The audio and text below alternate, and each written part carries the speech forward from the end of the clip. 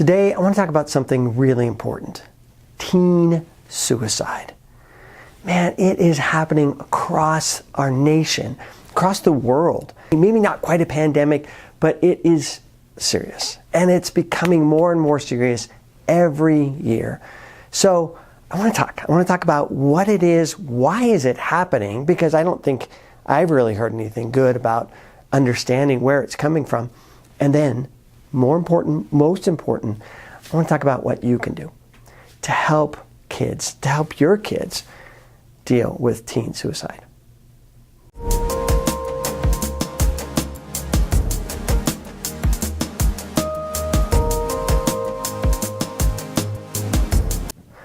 Hi, I'm Brett, your favorite shrink, and welcome. Welcome back to another My 5 Minds.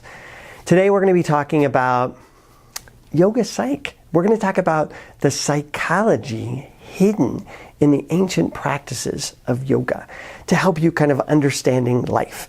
Particularly what we want to do is we want to look at how our psychology is affecting teen suicide.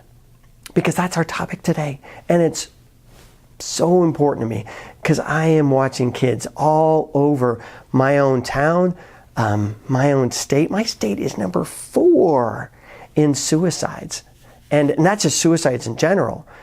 Teen suicides are crazy because, teen suicides are crazy, but teen suicides are also crazy because they're like the number one, in my area, they're the number one cause of death for kids 16 to 18.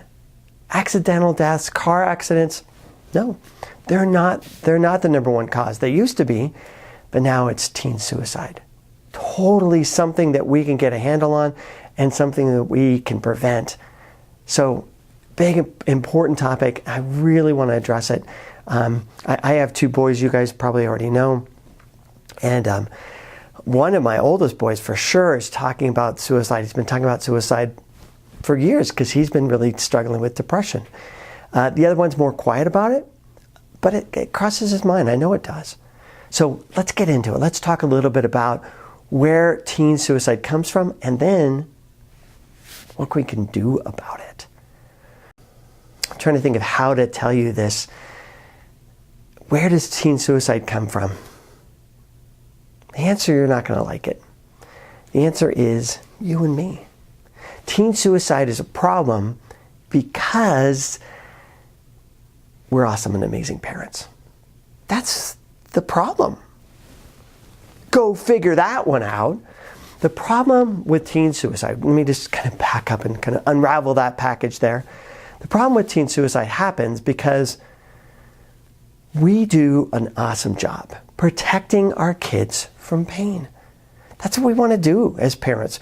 We want to give our kids the best life possible. And in giving them the best life possible, what we do is we build a bubble around them. And anytime they're having any kind of struggles, any kind of pain, any kind of things that are going wrong in their life, we step in. We step in as parents and help take care of that situation, help remove that pain, and keep our children safe. That sounds like a bad thing? Okay, it doesn't sound like a bad thing, but here's the problem with that.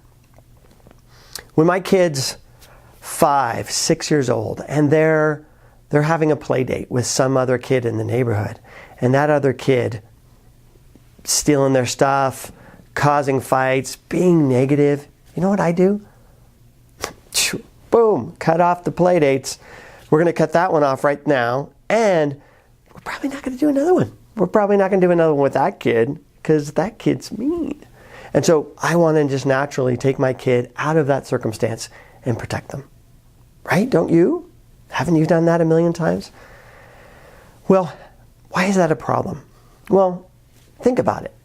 As my kids grow up and they start to enter middle school, because now I have even less control, and then high school, because now I even have less control of what's going on in their lives. I can't, in elementary school, I could go in and go, hey, this teacher's, mean to my kid, or this kid is fighting with my kid, and I can talk to the teacher about it, and I can talk to the principal about it, and we can kind of do an intervention, maybe split them up, put them in a different class, blah, blah, blah. Again, I can help. But as my kids move into middle school and they have multiple teachers, it's a little bit harder. As they move into high school, it's even harder. Go to a principal's office and go, hey, my kid's fighting with so-and-so. What's the principal going to do? Come on, give me a break. So we get less and less control as the kids move older and older into high school years.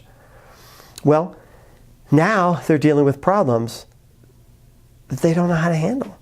Now they're dealing with pain they don't know what to do with because they've never experienced this before.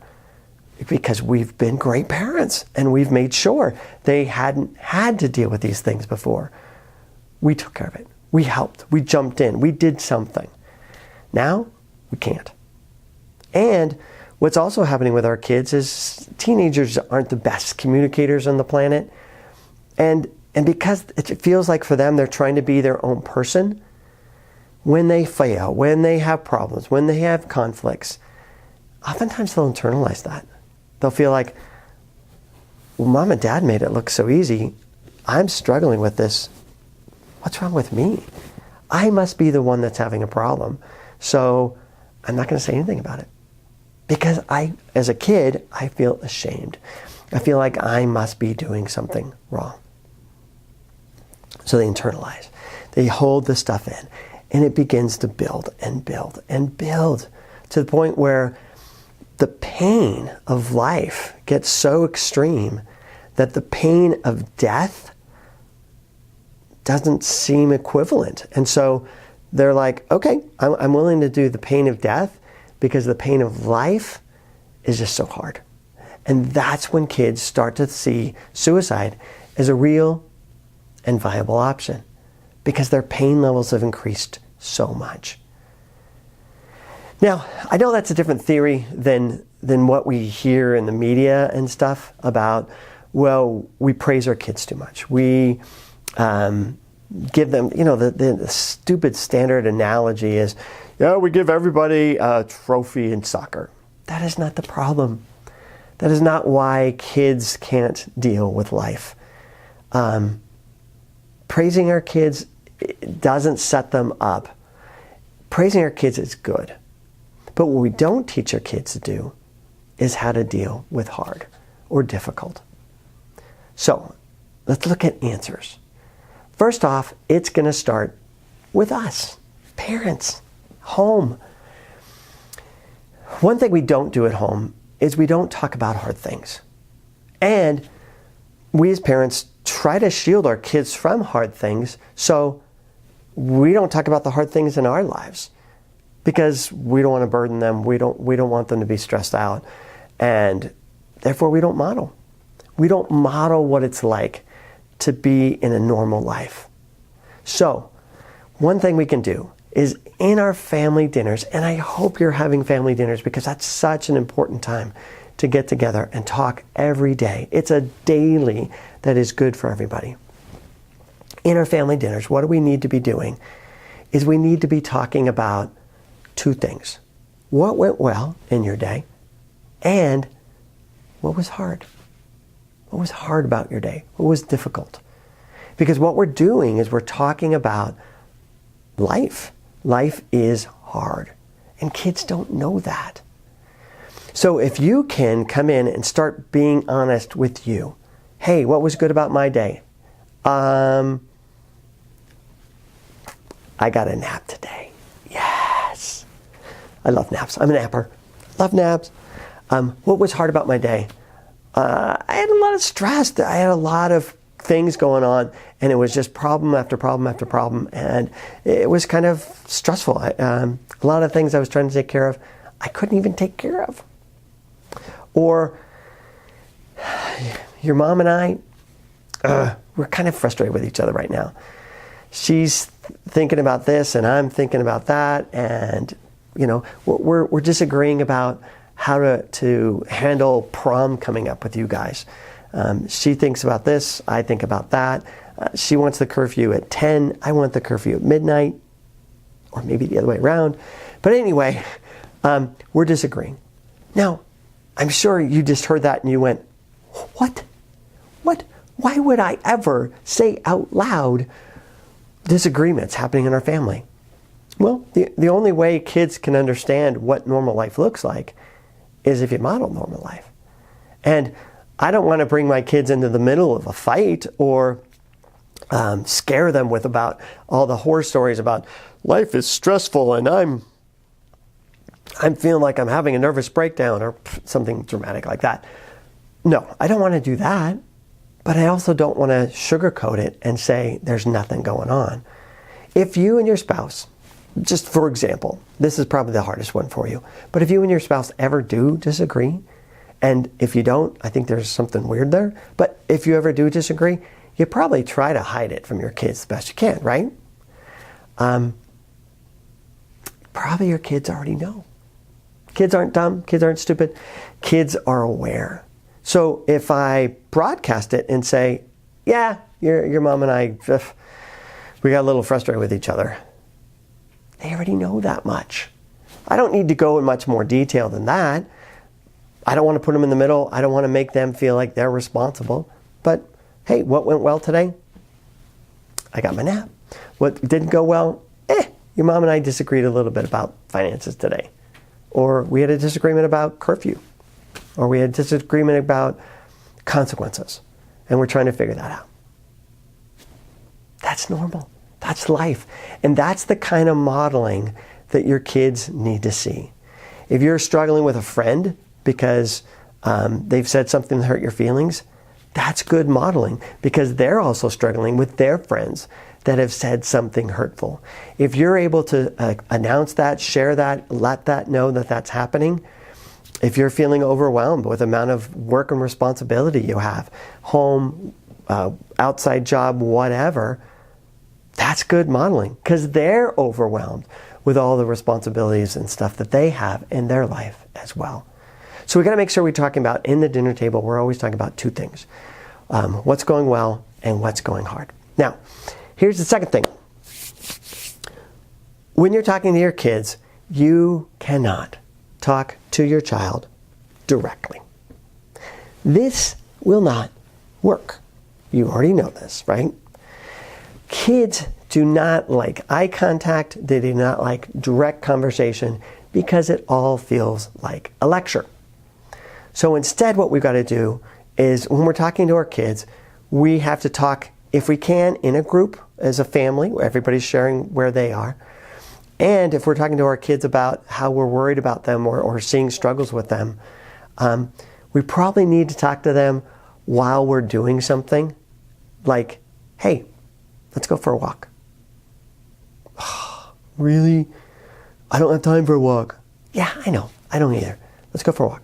Or, come here, help me do some dishes. Let's get engaged in something. Let's do something. Let's go for a drive.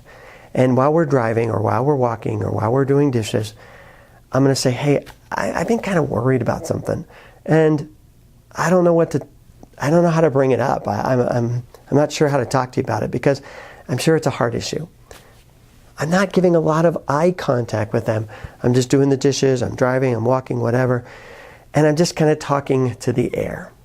And I'm just going to kind of talk about me. I'm going to talk about what I'm worried about, what I'm concerned about. And then I'm going to probably say to them, hey, if you need any help with this issue, or if this issue worries you too, or you're struggling with this or anything else, let me know. I'm here for you.